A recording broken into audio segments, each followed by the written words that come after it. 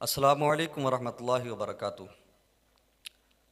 हम और आप बखूबी जानते हैं कि एक तवील अरसे से तवील मुद्दत से अहले फ़लस्तीन यहूदियों के जुल्म व जबर का शिकार हैं, जुल्म व ज़्यादती का शिकार हैं। और माह मुक़द्दस माह मुबारक रमज़ान में भी यहूदियों ने अपनी जुल्म बर्बरियत कम ना की और अहले फ़लस्तीन भूखे प्यासे रमज़ान का महीना गुजारते हुए नज़र आए। मेरे मुस्तफ़ा करीम सल्लल्लाहु अलैहि वसल्लम के प्यारे दीवानों, ये तवील अरसे से चला आ रहा है, जुल्म का एक ना ख़त्म होने वाला सिलसिला है। लेकिन अभी रिसेंटली हमने और आपने देखा कि ईरान ने एक जवाबी हमला किया, जवाबी कार्रवाई की।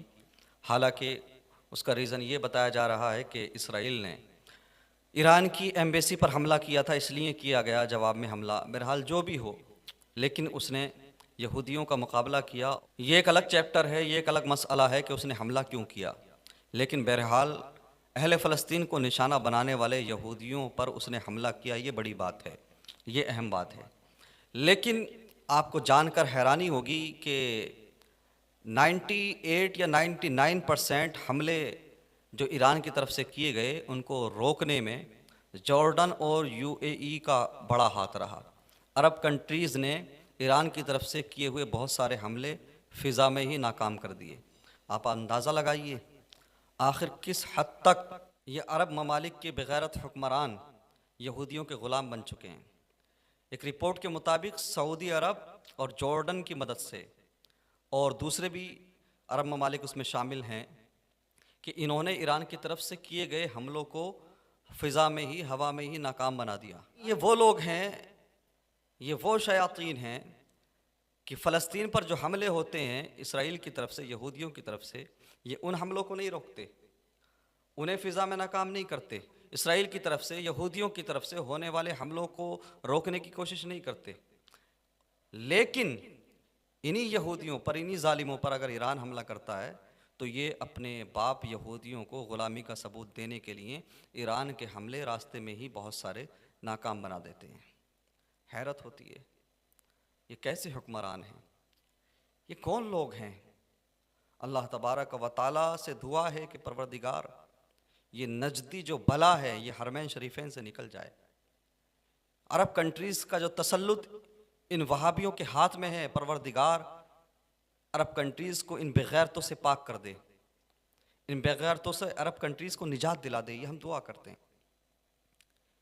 आप गौर व फिक्र करें, इन लोगों ने फ़लस्तीन के छोटे छोटे बच्चे, फ़लस्तीन की ख़वातीन को मरने के लिए छोड़ दिया। ये कुछ करते हुए नज़र नहीं आए, इतना ज़माना हो गया जंग चलते हुए। लेकिन जैसे ही इसराइल को किसी ने औकात दिखाने की कोशिश की, उसके जुल्म का जवाब देने की कोशिश की, तो ये यहूदियों के ही साथ खड़े हुए नज़र आए। अल्लाह अकबर।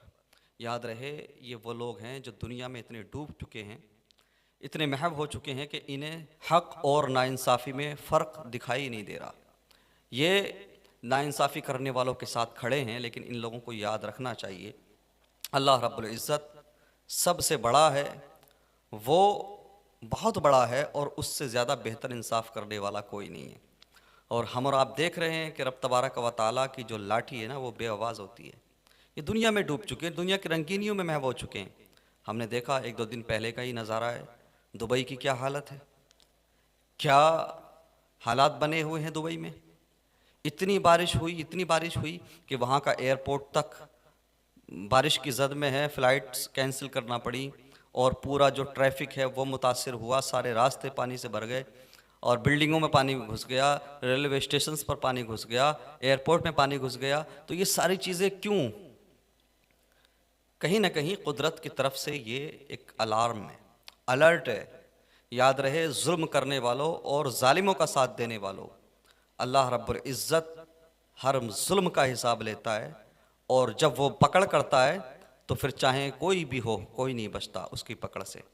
हर इंसान अपने एतबार से कोशिश ये करे कि वो जालिम के साथ खड़ा ना हो, मज़लूम के साथ रहे, चूँकि ये बहुत नाजुक वक्त है।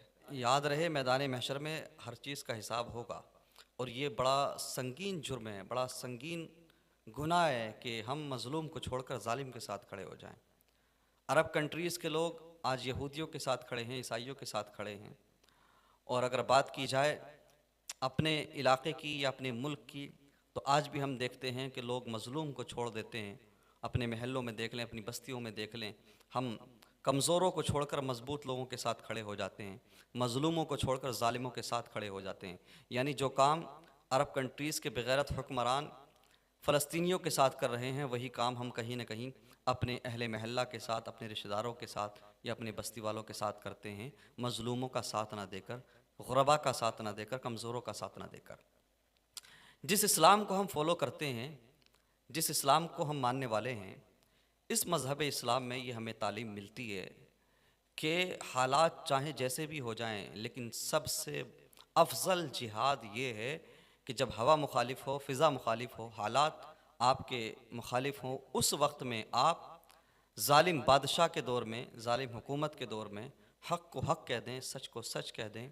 ये सबसे अफजल जिहाद है। तो याद रहे, हवा के रुख के साथ ना चलें कि जिधर की हवा चल रही है हम उधर ही दौड़ लगा देंगे, ऐसा बिल्कुल ना करें। हमेशा ये कोशिश करें कि हम हक़ का साथ दें, हम मज़लूमों की तरफदारी करें, ज़ालिमों के साथ हम कभी खड़े ना हों।